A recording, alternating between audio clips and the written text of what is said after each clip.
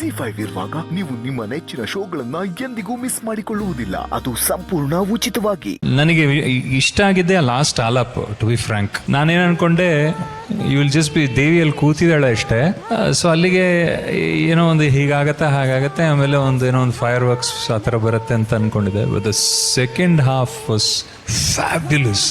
Second half was unbelievable. Oh my God, it was fabulous. Fabulous. God bless you. ಈ devotional ಸುತ್ತಲ್ಲಿ probably the best outing ಅಂತ ನಾನು ಹೇಳಕ್ ಇಷ್ಟಪಡ್ತೀನಿ. ಹಾಗಾಗಿ ಇದನ್ನು ನಾವು ಕೊಡಲೇಬೇಕು. ರಶ್ಮಿ ಅವರ ಪರ್ಫಾರ್ಮೆನ್ಸ್ ಆಗಿದೆ, ವೈಟ್ ಗೋಲ್ಡ್ ಥ್ರಿಲ್ಲಿಂಗ್ ಪರ್ಫಾರ್ಮೆನ್ಸ್. ಹಾಗೆ ಇವತ್ತು ನಮ್ಮ ಡಾನ್ಸರ್ಸ್ ಅವರಿಗೆ ಅಭಿನಂದನೆಗಳು ಹೇಳಬೇಕು. ಅವರು ಮೈ ಮರ್ತು ಇವತ್ತು ಕುಣಿದಿದ್ದಾರೆ ಹಾಡಿಗಾಗಿ. ಈ ಒಂದು ಕೊರಿಯೋಗ್ರಫಿ ಮಾಡಿದ್ದು ನಮ್ಮ ಮೋಹನ್ ಮಾಸ್ಟರ್ ಅಂಡ್ ಟೀಮ್, ಅವ್ರಿಗೂ ಕೂಡ ಧನ್ಯವಾದಗಳು. ಅಂಡ್ ಮೋನಿಶಾ ಅವರು ಈ ದೇವಿ ಪಾತ್ರವನ್ನ ಮಾಡೋದಕ್ಕೆ ಮೇಕಪ್ ಮಾಡಿದಂತಹ ಸಾಗರ್ ಹಾಗೂ ನವೀನ್ ಅವರಿಗೆ ತುಂಬ ಹೃದಯದ ಧನ್ಯವಾದಗಳು. ಬಟ್ ಈ ರೀತಿ ಒಂದು ಹಾಡು, ಈ ರೀತಿ ಒಂದು ಪರ್ಫಾರ್ಮೆನ್ಸ್ ಆಗುತ್ತೆ, ಈ ರೀತಿ ಒಂದು ವಿಭಿನ್ನತೆ ಇರಬೇಕು ಅಂದಾಗ ಅರುಣ್ ಸರ್ ಅವರು ಚೆಂಡೆ ಟೀಮ್ ಅನ್ನ ಕರ್ಕೊಂಡ್ಬಂದು ಅಲ್ಲಿ ಏನೋ ಒಂದು ವಿಶೇಷತೆ ತುಂಬಿಸುವಂತ ಒಂದು ಐಡಿಯಾ, ಆ ಕ್ರಿಯೇಟಿವಿಟಿ. ಸರ್ ನೀವು ಹೇಳಿ, ಅದು ಹೆಂಗ್ ವರ್ಕ್ ಆಯ್ತು? ಮೇಡಮ್, ಈ ಚೆಂಡೆ ಟೀಮ್ನ ಹೆಸರು ಸಾಗರಂ ಕಲಾ ಸಮಿತಿ. ತುಂಬ ದೊಡ್ಡ ಟೀಮ್, 20-25 ಜನ ಇದ್ದಾರೆ. ಇವತ್ತು ನಮಗೋಸ್ಕರ 4 ಜನ ಬಂದಿದ್ದಾರೆ.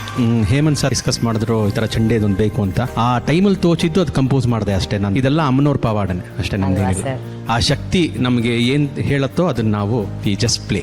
Thank you Arun sir, thank you so much. Thank you. And ವಿಶೇಷವಾಗಿ ಮೋನಿಶಾ, ನಿಮಗೆ ತುಂಬ ಹೃದಯದ ಧನ್ಯವಾದಗಳು. ಆ ತಾಯಿ ನಿಮ್ಮ ಜೊತೆ ಯಾವಾಗಲೂ ಈ ಕಲೆ ಮೂಲಕ ಇರಲಿ ಅಂತ ನಾನು ಆಶಿಸ್ತೀನಿ.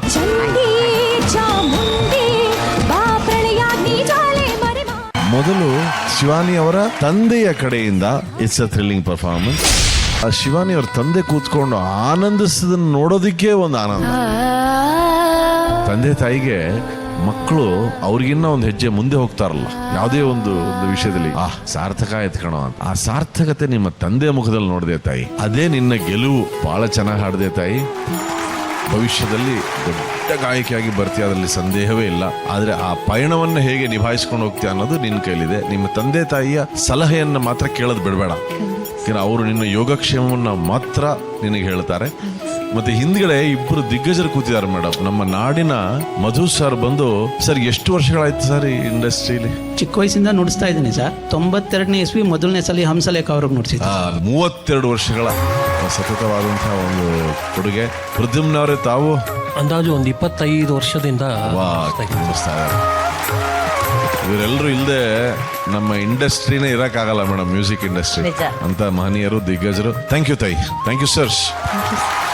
ವೇದಿಕೆ ಮೇಲೆ ರಾಮನಾಮದ ಸಂಚಾರ ಆಗಿದೆ. ಆ ಅಯೋಧ್ಯೆಯ ಬಾಲರಾಮನ ವಿಗ್ರಹವನ್ನ ಹೋಲುವ ಮೂರ್ತಿ ಇವತ್ತು ನಮ್ಮ ವೇದಿಕೆಯಲ್ಲಿಟ್ಟು ಹಾಡನ್ನ ನಮ್ಮ ರಘೋತ್ತಮ್ ಅವ್ರು ಹಾಡಿದಾಗ ಅದಕ್ಕೆ ಶಕ್ತಿ ತುಂಬಿದಂತಹ ನಮ್ಮ ಮ್ಯೂಸಿಷಿಯನ್ಸ್ಗೆ ಮೊದಲನೇದಾಗಿ ದೊಡ್ಡ ಚಪ್ಪಾಳೆ.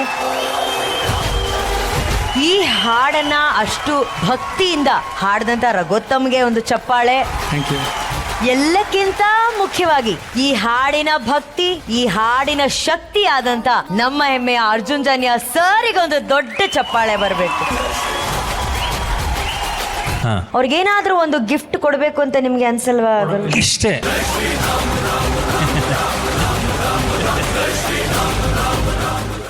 ZEE5 ಆಪ್ ಡೌನ್ಲೋಡ್ ಮಾಡಿ ಎಲ್ಲಾ ಸಂಚಿಕೆಗಳನ್ನು ಸಂಪೂರ್ಣ ಉಚಿತವಾಗಿ ನೋಡಿ.